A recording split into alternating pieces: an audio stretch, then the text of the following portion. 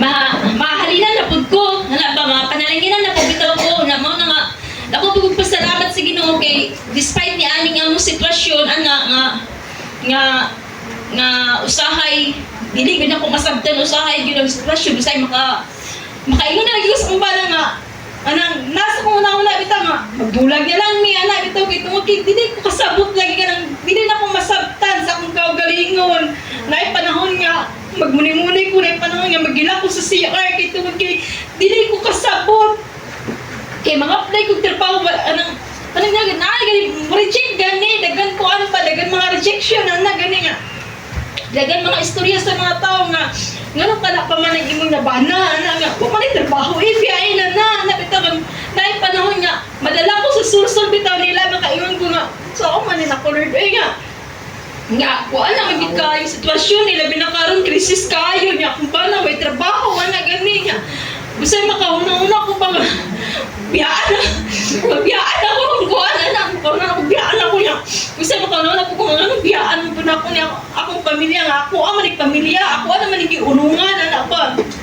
ako naman hindi kuan sa Ginoo ana ang ako pali sa panganday kaya ito nga magkaroon ng pamilya naa naman iabot naman pero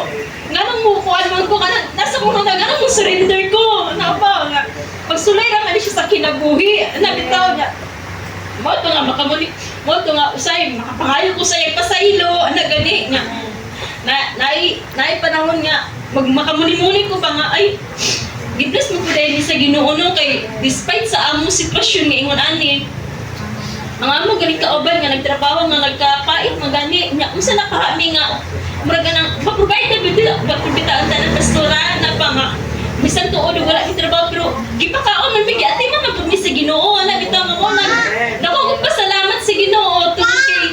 despite sa amo ang mga naagian maayo kayo siya mo na nga nangita ko siya pamaagi nga do na siya gamito niya tao nga imuong instrumento nga mo'y maka bawhatag sa ang panalangin ana gani nga mo to nga nagpasalamat pud ko sa Ginoo kay